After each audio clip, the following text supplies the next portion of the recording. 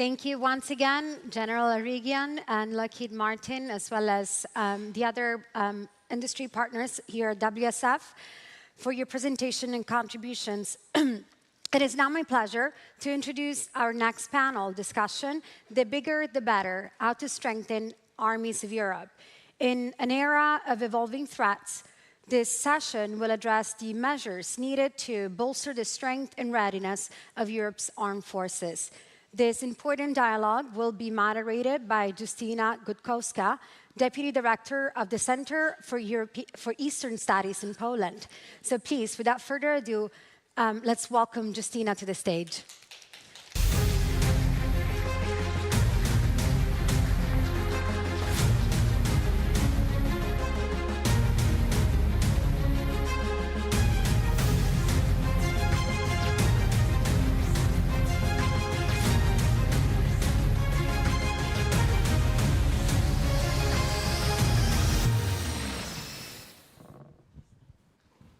Hello, everyone. I would like you to welcome to the panel, The Bigger the Better, How to Strengthen Armies of Europe.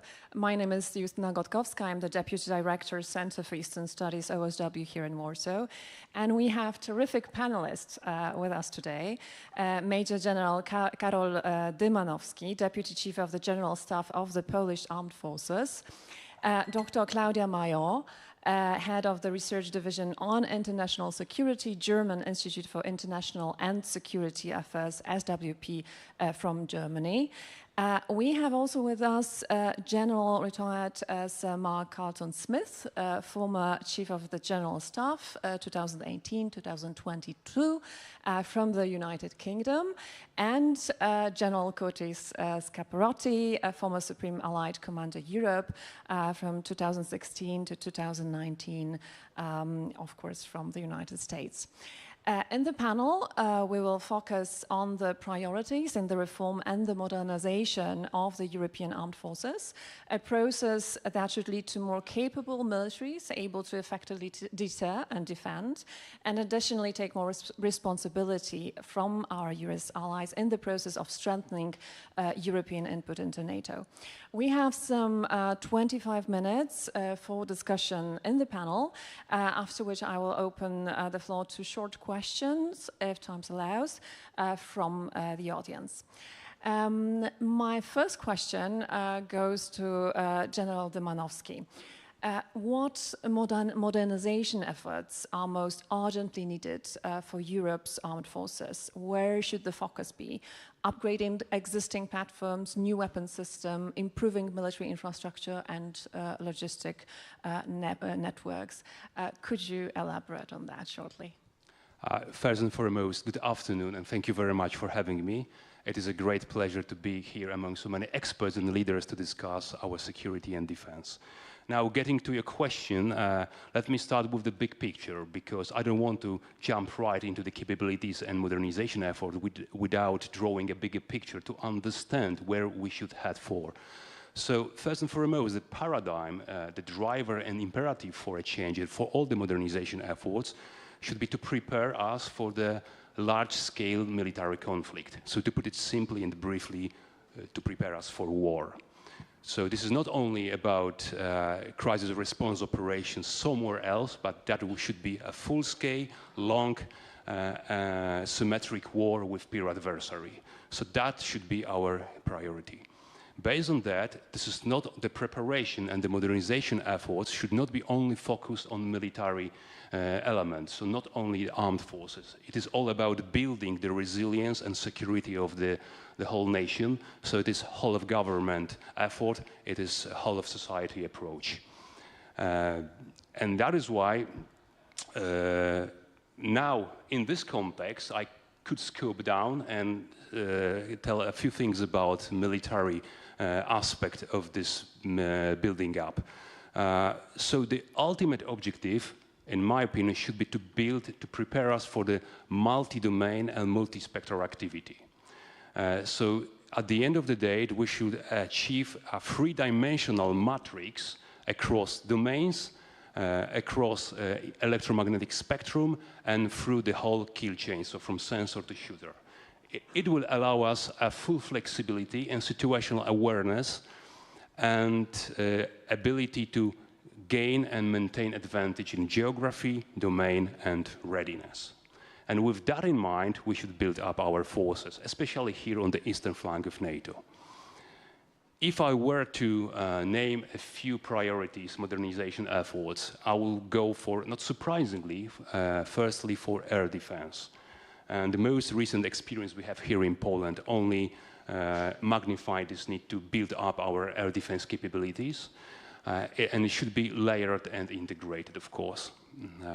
Secondly, I think that very important would be the deep strike capabilities from different platforms, from airborne, maritime, and land platforms. And these deep strike capabilities should also involve cyber capabilities. Extremely important as a kind of force multiplier or force enabler. As always, intelligence is indispensable factor to gain the success in the military field. So that's why there's no question about we should support these deep strike capabilities with appropriate, adequate, multi-spectrum ISR capabilities. And what is extremely important, but we had a tendency to forget about this capability, but it should be put on the front burner once again, based on the observations we have in Ukraine, is the electronic warfare. Extremely important capability at which our opponents, potential opponents, are very good, and I think we should rebuild this capability here in Poland and also in Europe, in NATO. The next things, and it goes without saying that unmanned and automated systems are the future of the battlefield, and there were plenty of them in all domains, from very strategic platforms to very tactical dual use or even commercial platforms, as we can observe today in conflict in Ukraine. Of course, we cannot remember, as I began discussing, the resilience, so we cannot forget about logistics. And not only in military domain, but across all the sectors of our nation. Extremely important element, and that should also include our defense industry capacity and building stocks and magazines for ammunition and for the military equipment. The process that has been already started here in Poland and also in NATO. Let me have a look what else I have here.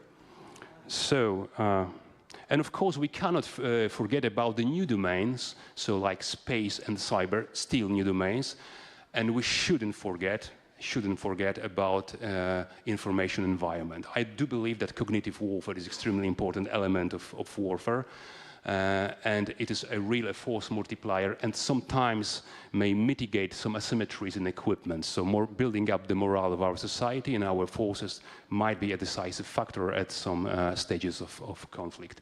So that is very, very important.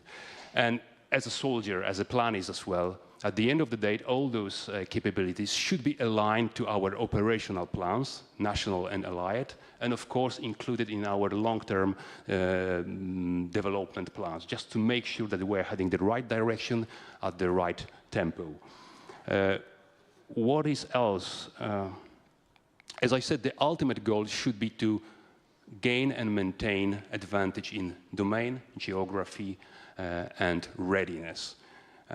And have this three-dimensional matrix, as I described at the very beginning, across domains, across electromagnetic spectrum, and across kill chain, so from sensor to shooter. Very important observation should be also, because we are very often asked about quality versus quantity. I always say that this is a false dilemma. You need both, especially here on the eastern flank and facing Russia as the most likely threat. Just put it simply, we cannot be outsmarted by our enemy, but we also cannot be outnumbered. So that would be my ultimate message. And now, getting to the second part of your question about upgrading or buying new equipment and building up logistic capabilities.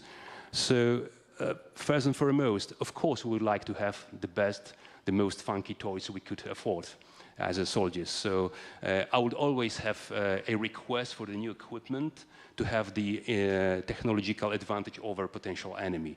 But I know that the buying new equipment is a function of at least three factors.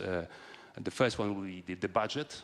The second will be the lead time, the time of delivery of the equipment, and of course, military requirements. So sometimes the budget will take precedence, sometimes the urgent needs of the military will take precedence, and sometimes the lead time. But I think that I can't complain here in Poland with the amount of budget spent for defense spending. But still, we cannot put aside all the equipment which we have already in our inventory, because that is also very important lessons learned from Ukraine, that sometimes it is not about technological advancement of the equipment, but the way you use it. So it is all about the doctrine, tactics, techniques, and procedures, and also connecting this equipment in a network and using it smartly in the right time and in the right area. So it's all about economy of effort and stimulating already the equipment we already have in our inventory, but like AI-based solutions or quantum computing or whatever. So and about, just very briefly, about infrastructure, extremely important, especially again here in Poland, because we are troops sending nation, we are receiving host nation, and we are transit nation to the Baltic states. So I think the infrastructure will be a very important aspect here in Poland, just to make sure that we are able to conduct our operations, national or allied, at the speed of relevance. And I will stop here because I know that I have already consumed too much of time. Thank you for briefly pointing out the priorities from the perspective of Poland. You mentioned budget as one of the decisive factors on the modernization and reform effort. And I will turn to Claudia Major with the question whether we have sufficient defense budgets in Europe. We have risen our defense spending above 3% in our region on the northeastern front, but still Western Europe is lagging behind. How to motivate countries, European countries, to spend more? How can the nations strike the right balance between modernization, the growth of the armed forces, and fiscal responsibility, which is, and this question applies certainly very much to Germany, so I'm looking forward to your answer. Thank you, Justyna, and thanks for having me here. It's always great to be in Warsaw. I mean, the General gave just the perfect shopping list of all what we need to do. And if you ask me whether there's enough money, I mean, the easy answer is always, of course not. So we could actually stop here. It will never be enough. But that would be a bit quick as an answer. So I tried to elaborate a bit more. Spending targets, like we have them in NATO, 2% as the baseline, not the ceiling, as the baseline, measures input. It measures how much money we put into the system. It doesn't measure output. It doesn't measure readiness. It doesn't measure how many tanks or airplanes or other things we get out. So I think it would be helpful actually to turn the question around and ask, like, how much, or what do we need the money for, or what do we need to strengthen our armies for? And our armed forces for. And if I look at the NATO strategic concept, there is a clear description of what it is about, and this is what the General just said. Russia is the biggest threat to peace and stability and security in Europe. So it's all about strengthening our armed forces to deter Russia, and if deterrence fails, to defend against Russia. If you look at what analysts or governments say about Russia, depending on who you want to listen to, it takes Russia between 3 and 8 years to be combat ready once the fighting stops. If you look at the Russian production in the moment, Russia is producing for its stockpiles. So Russia is preparing for a longer and a bigger war, as the General said. But if those numbers are correct, depends on whom you want to believe. Is it 3 years, 5 years, 8 years? Whatever number it is, it means we have a deadline in Europe to be ready. We have a deadline for European deterrence and defense. And that's a big difference to what we had before. So we have a deadline to be ready, to have deterred Russia, because deterrence needs to happen before. Deterrence is signaling the other one, don't, the costs will be bigger than the wins or the benefits you think you will have. So deterrence needs to happen right now. We can still build for defense in a later stage. So the question is, do we have enough money to do our homework? If I look at the NATO plans, we have the family of plans. We have all the things ready.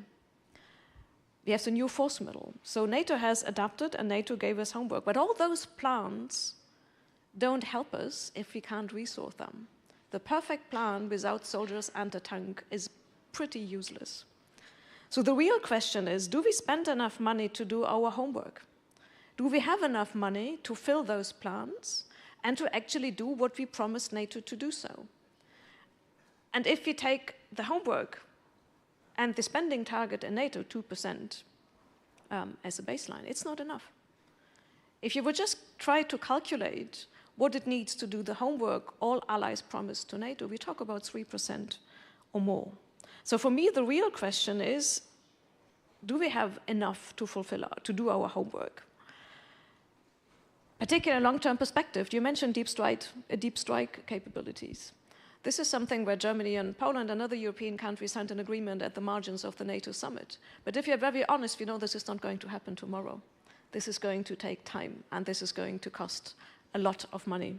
So the short answer is, no, it's not enough, but the long answer is it's more complicated. And I add to the long answer, there is no European answer in itself, but there are many Europeans. If you look at the defense budget in your region, Central, Eastern, Northern Europe, budget increased a lot because countries feel concerned, because countries understand the deadline for defense, and they understand it's about survival. The further you move away from that region, the further the threat perception changed. And if you don't feel threatened, if you don't feel concerned, you are less willing to invest in defense. So to a certain extent, you don't need a wake-up call in Poland or on the Baltics, but the further you move away, the more the answer is, do we spend enough? No. So I think we have the shopping list, we have the to-do list in NATO. It's about raising awareness for the threat perception being real and raising awareness for Europe having a deadline for its defense. It's not as if we have a lot of time to just do our homework. We have a clear deadline, and this makes it so crucial. Thank you for underlining that. I think this is a huge task for all of us, the security community gathered here in Warsaw from various countries from Europe, to do exactly that, to show to our populations that a certain era of peace in Europe is over, and we need to prepare for worst case scenarios and be prepared to properly invest in deterrence and, if needed, in defense. I would go to General Carleton-Smith with a question on key gaps in the European capabilities in various European armed forces, and with a question on quantity. How to cope with the need of increasing the number of the armed forces, General Dymanowski briefly mentioned, with an aging population. How Great Britain approaches this dilemma? How does that look like from your perspective? Well, good afternoon, and it's terrific to be back in Warsaw, a city almost like no other that reminds us that history has no full stops. And it seems that in our particular crease in this history, some old assumptions are giving way to hard new realities. I think we can all agree that events here in Central and Eastern Europe confronting the consequences of the largest conventional conflict fought in over 8 decades, we're close to witnessing a failure in deterrence. And if deterrence has been close to failing here in Europe, it certainly can't afford to fail further east across the Asia-Pacific later. So the precedent that we Europeans set now, I think, will have global and international reverberations. The face of battle is clearly changing very rapidly, not just its character, but also the economics of the battlefield.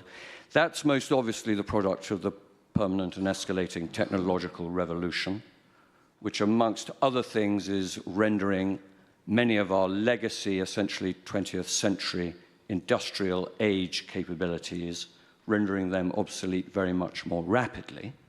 I might go further and say that the pace of change is outstripping some of our institutional ability to reapportion strategic resource to a very different looking battlefield, challenging us to upskill our workforces for the demands of the information age, and indeed, in some respects, as armed forces, to go further in terms of contemporizing our cultures. But I would be surprised if there wasn't a consensus around key capability gaps. We've already heard about the essential requirements for additional ballistic missile defense and wider integrated air defense systems to adequately cope with the increasing range, precision, lethality, and velocity of air systems. Certainly, the Russo-Ukrainian war is really the first fully networked, almost run artificial intelligence-enabled war. We can all recognize that logistic enablement and sustainment is something that we have been complacent about.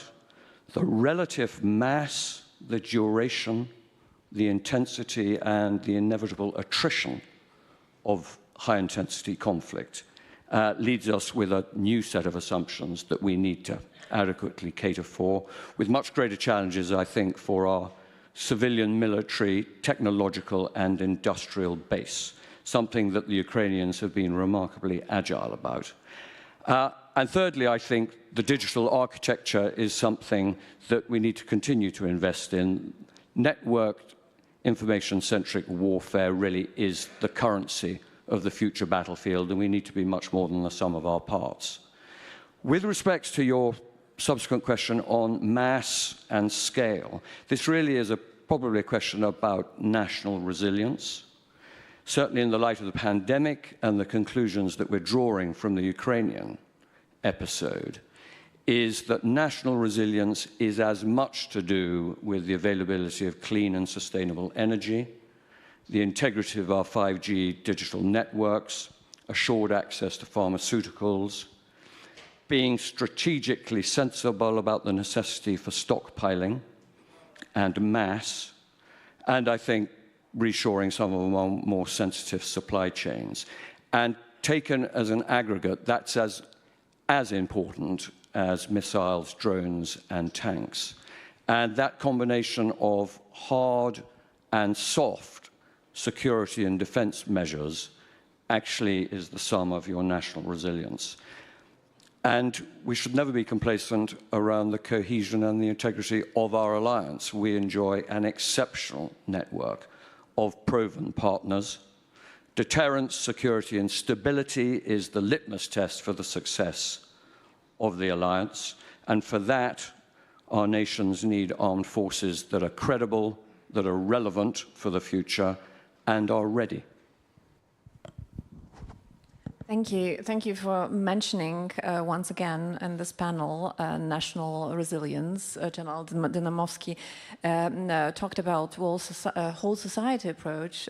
So this is a repeating theme that is stressed also by the militaries, that it's not only the military force, but it's the civilian defense preparedness that matters. I would turn to General Scaparrotti with a question on quantity versus quality that was mentioned in this panel.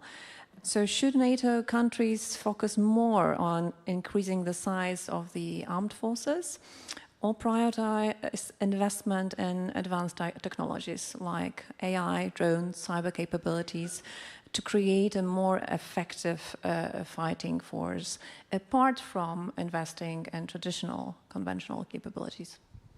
Yeah, well, thank you, and it's great to be here and back in Warsaw again and see old friends and talk about what are very important issues today, both in Europe and globally. You know, the answer to that straight up is it depends, right? Because really, when you go around Europe, countries are in different places with respect to their forces. So throughout my career in our Army, or our military, there's always the tension between the capacity, the manpower, the readiness, and the modernization. That's always existed. And not every country in Europe will choose to do capacity building like Poland is, along with modernization. Some don't need to. But I would go back to what General Carleton-Smith just said. In fact, it was a great lead-in. If I were to lean, it would lean toward modernization. I see two things that they need to do, and they're both ours. One's readiness that you mentioned, and the second one's relevance. We have to be ready to fight when the fight comes to us, and we don't know when that's really going to be. It generally surprises us in many ways throughout history. And the second is relevance, which means a force that's ready for today and what's coming in the future, modernization. And also, as you noted, it's clear the character of war is changing. So to have that relevant force, our militaries need to modernize, train, and prepare for the security environment that we're going to find. That's clear in Ukraine as well. You've seen the effects of their innovation. They've done this brilliantly, a force that's clearly outnumbered, but been able to defend their country and carry on this war through innovation, adaptability, the use of new technology in creative ways. That's very important.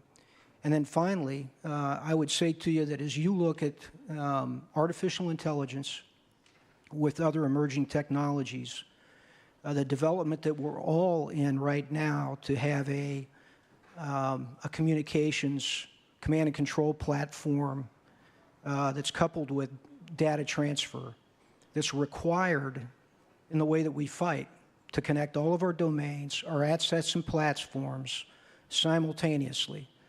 Because in the future, as we bring that more and more together, which all of our forces are working on, that will be the dominant edge in the battlefield. We'll be able to defeat our adversaries. That's where we need to go, I think, overall. Thank you. I think Poland is thinking about exactly this issue you mentioned. Since we do have some 10 minutes, I would open the floor for questions from the audience, and I would be happy to find a person who would be willing to ask the first question to our terrific panelist. And I see a first hand here. Please introduce yourself briefly and please do ask a short question.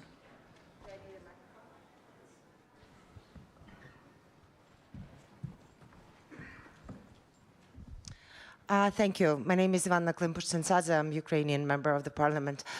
My question is, you've been speaking here about a clear deadline that the European deterrence has vis-a-vis Russian Federation. Very quick question. What, in your minds, is going to happen to Ukraine in the meantime? Thank you. Another question that applies more to the topic of the panel. Yes, I see a hand over there.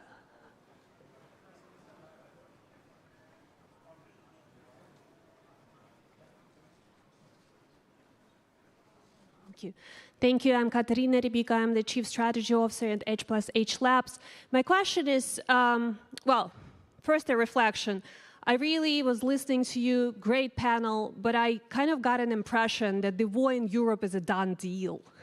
And therefore, I really would like to hear from the panelists about the 5-step action plan. What can we do to defeat Russia? Would having bigger armors and better equipment really help Ukraine and Europe deter Russia and actually, resolve this issue once and for all? Thank you. Thank you. And I see one question, one hand here from John Denny. I can hand over the micro to you. My question is for General Carleton-Smith. Sir, Justyna tried to draw you out on this, but I think your answer maybe quite didn't address the question exactly, and that is capacity within the British military. We know that the British Army, for example, is the smallest state it's been in a very long time. The incoming government's pledged to increase defense spending, but it's a question of whether the resources will be available. What's your sense of the direction and the proper trajectory of the UK, the British military, especially in this discussion over capacity versus capability? And are those trade-offs in the UK? Let's start with the order we have started our panel. So General Dymanowski, if you could tackle any aspect of the questions that were answered that shortly, that would be great. Thank you very much for the questions, tough, frankly speaking, questions. For me, of course, it will be very difficult to say what will happen with Ukraine. Our job will be to support Ukraine as long as we have in order to achieve the final victory against Russia, because we cannot afford having not secured and safe Ukraine next to the Polish border. This is just from the Polish perspective. So we cannot afford to have Russia winning this war. That would be my answer, very quick and maybe not satisfactory, but that's all I have to say at this point of time. And it was a very interesting question how we can stop Russia, the kind of 5 steps to deter Russia. I think that the first one will be to upkeep our cohesion and unity as the European Union, as an alliance, then the persistence in our activities, then building up resilience across whole of government, not only military, and I finally use all instruments of power we have at hand to stop Russia. So, I mean, diplomatic information, military and economic. And if we use all those things together, maybe we should be able to stop Russia. And we also should spend a lot of money to building up this issue, because the cost of deterrence is always much lower than the cost of defense. That would be my answer to the question. Thank you. Thank you. Claudia. I don't know how this war is going to end. I know what I wish for, a sovereign, free Ukraine. But if you look at how the war is going in the moment, I would, in a very simplistic way, I'm aware of that, say it depends on 4 factors. The first is equipment, from the spare part up to the tank and the airplane. The second is personnel, not only how much, but how it is trained. The third is financial support for Ukraine to keep the country going, pay the salary, rebuild energy infrastructure. And the fourth is political. It's support for Ukraine on its way to the EU, to NATO membership and international fora like the UN. And for all the 4 factors, equipment, personnel, financial means, and political, it depends to a large extent what the Western countries are doing. Ukraine is doing extremely, amazingly great. But for many things, it's actually our homework. So the question is to what extent Western countries are actually willing to stand up and make it the priority and to understand that this is not charity to Ukraine, but it's about us and defending our way of doing things and our freedom in Europe. All what Western countries have been doing over the last years was an attempt, to put it in technical terms, to change the Russian cost-benefit analysis, to make it for Russia more attractive to stop the war than to carry it on, because the cost would be too high. This is what the sanctions intended in the economic sphere. This is what the political initiatives on the international sphere with regard to countries like Brazil or India try to do. I don't like the word global south, but you know what I mean. So the diplomatic initiatives try to do, and what the military support for Ukraine was trying to do. So political, military, and economic tools to change the Russian cost-benefit analysis of the Russian calculus. It wasn't enough. And that's the totally horrible news. It hasn't been enough so far, because probably for many countries, it wasn't the big priority. What we as Western countries have to understand, and that fits with the first question you were asking all 4 of us, is as long as Russia doesn't change its intention And as long as Russia keeps its goals it has in the moment to destroy an independent Ukraine, and as long as Russia has the military means to do so, to implement those goals, and Russia is changing its industries, it's changing societies, increasing mobilization, Russia is doing everything to do a long war. So as long as this is the case, Russia has the goals and it has the means to do so. It's not only a risk to Ukraine, it's a risk to us. And this is what's, I mean, we don't need to explain that in Poland, I know. But in many other European countries, the further you move away from this region, we need to make that case even clearer. So I guess that's homework. Thank you. General Carleton-Smith, I think there was a very specific question to you. Yes, I'll just quickly say a word on Ukraine. I mean, the war was not a surprise. It fitted a pattern of behavior. And the surprise, perhaps, is that in the third year of the large-scale war, not forgetting that this war is actually now in its sort of 12th year or so for the Ukrainians, the surprise is that it still seems to be a discretionary exercise for so many governments across Europe, because Putin has unfinished business in Georgia, in Moldova, and who knows, some stage even the Baltic states. So unless it stops here and it stops now, we're going to be confronting a very, very damaged, recalcitrant, reckless, revisionist and revanchist Russia for a long time. And that plays into the choices that a new British Labour administration have as they review defence and security in the balance of this calendar year. And of course, it's a political choice, the degree to which they elect to invest in defence and security, and within that, the relative premium that they put on mass redundancy and manpower. Previous governments made a big bet on tech, that in the balance of the 20s, tech could, in some respects, supplant manpower. I think we now realize that probably too much risk was taken in that regard. Chiefs of staff will argue for more manpower, but at the end of the day, our jobs is to create as capable a force as we are able with the resources that elected governments give one.